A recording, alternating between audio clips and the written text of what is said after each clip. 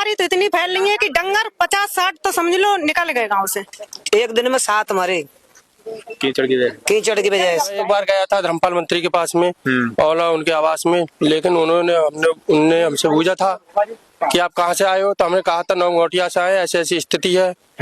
तो उन्होंने कोई जवाब नहीं दिया था, वो हंस के और बस बता दिया कि आपका काम हो जाएगा। नेताओं के भाषणों में और सरकारी कागजों में हर जगह हर गांव में विकास की गंगा बह रही है। नमस्कार साथियों, आप देख रहे हैं बरेली टीवी और मैं हूं आपके साथ अनिकेत भदौरिया। साथियों, अभी हम आए हुए हैं उत्तर प्रदेश के जिला बरेली तहसील आंवला में स्थित ग्राम नौगमा गोटिया में, और नौगमा गोटिया के लोगों में रास्ते को लेकर काफी नाराजगी है। वो नाराजगी है कि अभी आप जो सामने देख रहे हैं ये वो रास्ता है जो इनके गांव का मुख्य मार्ग है, और इस मार्ग पे लगभग 2 फीट और 1 फीट लगभग पानी भरा हुआ है, जिसकी वजह से गांव में लगातार कई प्रकार की बीमारियां फैल रही हैं।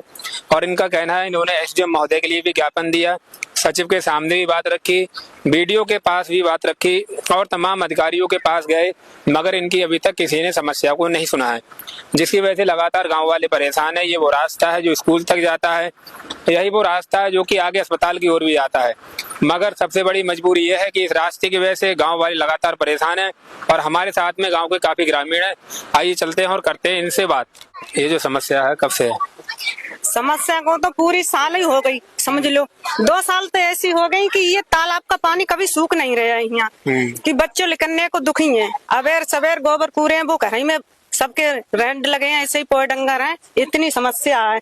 और मगर तालाब है, वो तालाब सब पट गया है यहाँ, मकान बना ला सबने तालाब में। और अब तो जो कल परसों से बारिश भई है तब से तो निकलने के लिए दुखी है बच्चे, टट्टी पेशाब लोग। बीमारी फैल रही है, बीमारी तो इतनी फैल रही है कि डंगर 50-60 तो समझ लो निकल गए गांव से। डंगर एक डाल के आते हैं तब नहीं दूसरा शुरू हुआ गांव में। मतलब जानवरों की मौतें हो रही हैं। जानवर की इतनी मौत है कि जो कीड़ा है बच्चों को, जानवर और जो सब पशु पे जा रहे हैं तो उनके लिए पता नहीं लग रही है क्या हो रहा है, नेक में पड़क जाते हैं।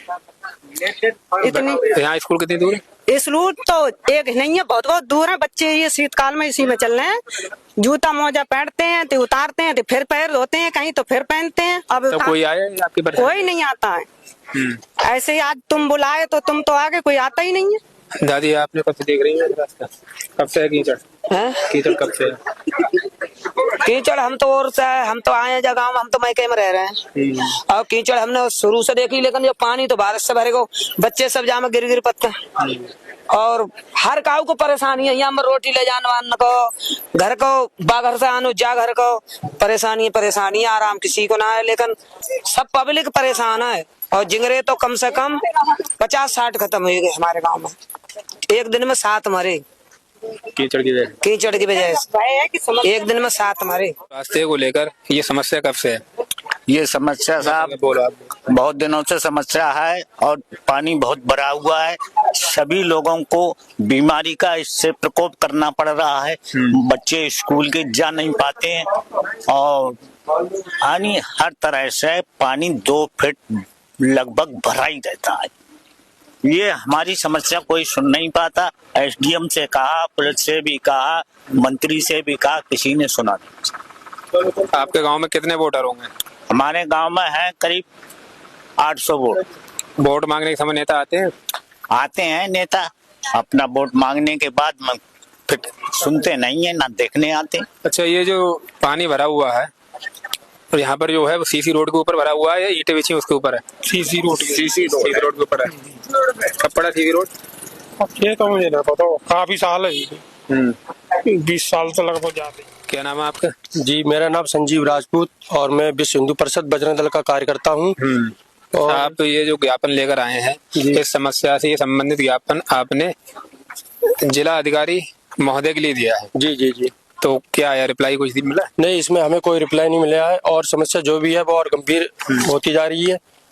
और गांव में पढ़ने वाले बच्चे भी हैं, वो भी बहुत परेशान हो रहे हैं। कई बार हमने अंजनों से पानी खींच के बाहर को निकाला है, लेकिन हमने कल बीडीओ साहब को भी फोन किया था, वो भी बोले कि फोटो डाल दो, और जो हमने डीएम साहब के लिए विज्ञापन लिखा था वो भी डाल दो। लेकिन हमें सचिव आते हैं आपके गाँव में?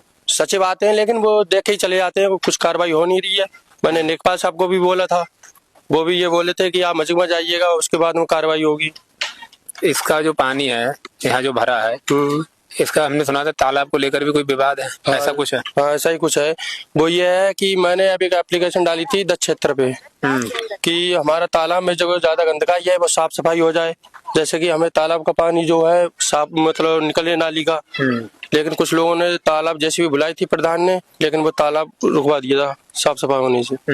और जो तालाब है कई लंबा है, मतलब कई दूरी मीठी वो है। और वैसे वैसे तो हम इंजन से निकाल के और रास्ता अपना साफ कर लेते हैं। मतलब ये पानी आपको इंजन से निकालना पड़ता है? हाँ, इंजन से निकालना पड़ता है।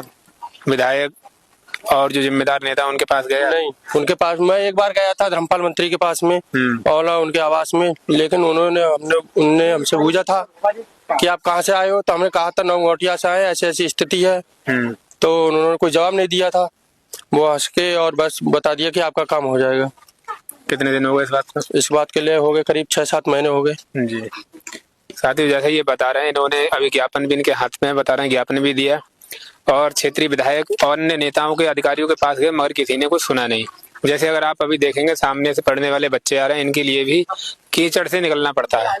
आप देख रहे होंगे ये छोटे छोटे बच्चे जो कि आने वाले समय में पढ़ लिख करके हमारे देश का भविष्य बनेंगे, आगे चलकर देश को मजबूती देंगे। अगर उन बच्चों का ये भविष्य रहेगा कि वो इस कीचड़ में चलते हुए पढ़ने के लिए जाएंगे तो आगे इनका क्या भविष्य, हमारा जो विकास हो रहा है वो कहाँ हो रहा है, ये बहुत ही सोचने वाली बात है।